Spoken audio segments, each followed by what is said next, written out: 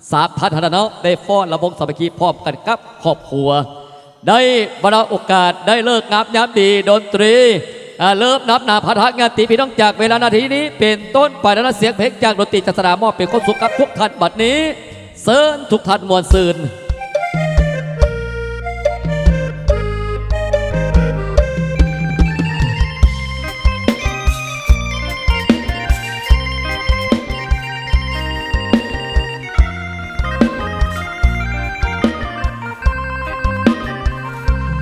ดนตรีบรรเลง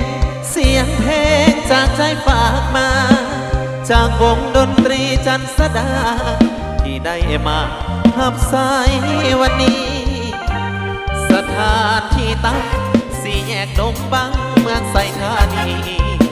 ขอเชิญเพื่อนของน้องพี่เข้าสู่เวที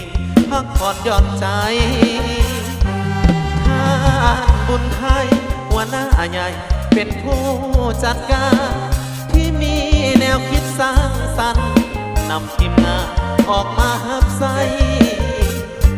งานบุญงานดอกเสิร์ชจับจองกันตามสบายพวกเขา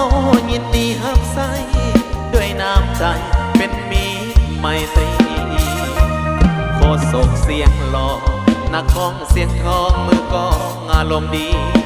ทางเครื่องก็หุ่นเซ็กซี่หน้าตาดีมีหอยยิ้มหวานสโลยังโสดแต่ว่าความสดบอกหักประกันมือเบสต่อเราเอาการคีย์บอร์ดว่านัดแฟนยังบ่มีส่วนทางห้องขายเต็มใจหับใสทุกคนเท่าแก่น้อยหนุ่มหญิงสดทุกคนบริการถึงที่ซื้อน้ำซื้อเบียร์แต่หัวใจแถมให้ฟรีนี่คือน้ำใจไมตรีของวงดนตรีหนุ่มจันสดา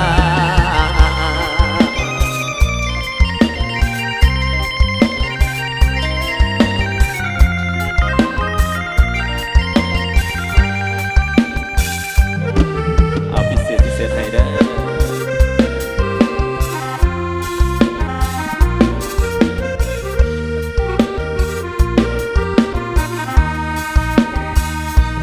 โคศกเสียงหล่อ